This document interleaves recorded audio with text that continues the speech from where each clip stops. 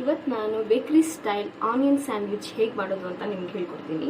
ಮೊದಲಿಗೆ ನಾನು ಒಂಚೂರು ಆಯಿಲ್ ತೊಗೊಳ್ತಾ ಇದ್ದೀನಿ. ಇಲ್ಲಿ ಪಾತ್ರೆಯಲ್ಲಿ ಇಷ್ಟು ಆಯಿಲ್ ತೊಗೊಂಡೆ.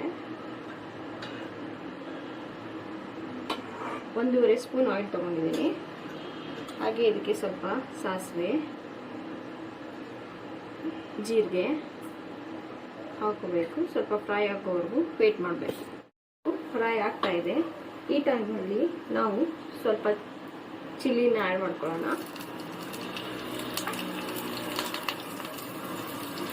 ಹಾಗೆ ಆನಿಯನ್,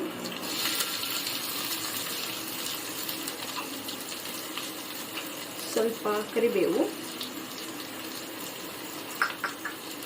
ಹಾಗೆ ಸ್ವಲ್ಪ ದೊಡ್ಡ ಮೆಣಸಿನಕಾಯಿ ಕ್ಯಾಪ್ಸಿಕಮ್, ಹಾಗೆ ಒಂಚೂರು ಸಾಲ್ಟ್ ಹಾಕೋದ್ರಿಂದ ಈ ಎಲ್ಲ ವೆಜಿಟೇಬಲ್ಸ್ ಚೆನ್ನಾಗಿ ಬೇಗನೆ ಬೇಯುತ್ತೆ, ಚೆನ್ನಾಗಿ ಬೇಯುತ್ತೆ. ಸೊ ಅದಕ್ಕೆ ಸಾಲ್ಟ್ ಹಾಕೊಂಡು ಮಿಕ್ಸ್ ಮಾಡ್ಕೋಬೇಕು, ಚೆನ್ನಾಗಿ ಫ್ರೈ ಮಾಡ್ಕೋಬೇಕು. ಇದು ಚೆನ್ನಾಗಿ ಫ್ರೈ ಆಗಿದೆ. ಇಷ್ಟು ಚೆನ್ನಾಗಿ ಫ್ರೈ ಆಗೋವರೆಗೂ ನಾವು ಇದನ್ನ ಫ್ರೈ ಮಾಡ್ಕೋಬೇಕು. ಇವಾಗ ಸ್ವಲ್ಪ ನಾವು ಟೊಮೆಟೊ ಆ್ಯಡ್ ಮಾಡೋಣ.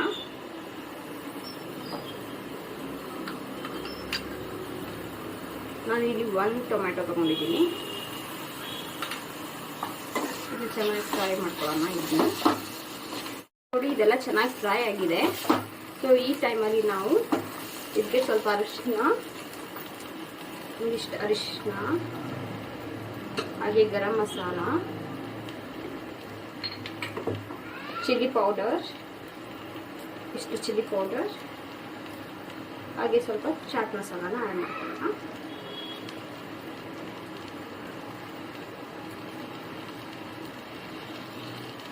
ಆ್ಯಡ್ ಆದಮೇಲೆ ಚೆನ್ನಾಗಿ ಫ್ರೈ ಮಾಡ್ಕೊಳ್ಳಿ, ಮಿಕ್ಸ್ ಮಾಡ್ಕೊಳ್ಳಿ. ಚೆನ್ನಾಗಿ ಮಿಕ್ಸ್ ಮಾಡಿಕೊಂಡು ಫ್ರೈ ಮಾಡ್ಕೊಳ್ಳಿ.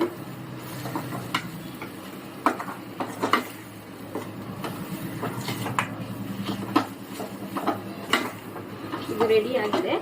ಸೊ ಎಂಡ್ಗೆ ಸ್ವಲ್ಪ ಕೊತ್ತಂಬರಿನ ಆ್ಯಡ್ ಮಾಡ್ಕೊಳ್ಳೋಣ. ಸೊ ಇದು ರೆಡಿಯಾಗಿದೆ. ಬ್ರೆಡ್ ಬಿಸಿ ಮಾಡ್ಕೊಳ್ಳೋಣ. ಈ ಥರ ನೀವು ಹಚ್ಕೋಬೇಕು ತುಪ್ಪನ. ಸೊ ಅದೇ ಥರ ಈ ಥರ ಚೆನ್ನಾಗಿ ಬೇಯಿಸ್ಕೋಬೇಕು. ನೀವು ಚೆನ್ನಾಗಿ ಬೇಯಿದೆ ಇದೆಲ್ಲ.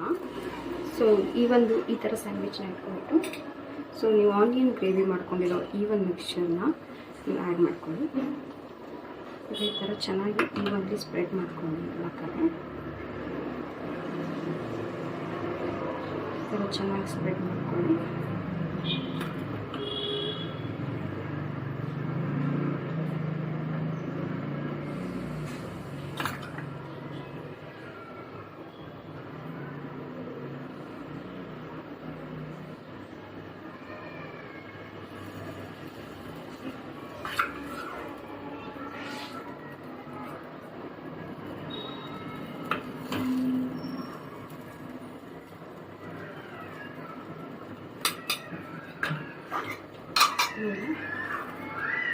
ಈ ಥರ ಮುಚ್ಚಿ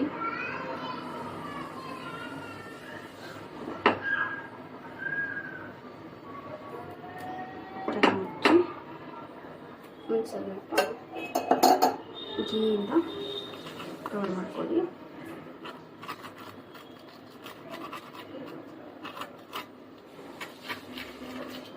ಎರಡಕ್ಕೂ ಓಕೆನಾ? ಸೊ ಈ ಥರ ಸ್ವಲ್ಪ ನೀವು ಅದನ್ನು ಟಿಲ್ಟ್ ಮಾಡಿಕೊಂಡು ಸ್ವಲ್ಪ ಚೆನ್ನಾಗಿ ಕಾಯಿಸ್ಕೊಳ್ಳಿ.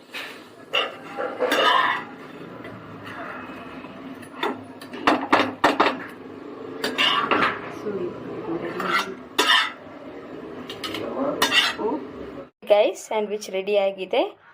ಈ ಥರ ನೀವು ಮನೇಲಿ ಮಾಡ್ಕೊಂಡು ತಿನ್ನೋದ್ರಿಂದ ಹೆಲ್ದಿ ಕೂಡ ಇರುತ್ತೆ, ತುಂಬ ಚೆನ್ನಾಗೂ ಇರುತ್ತೆ.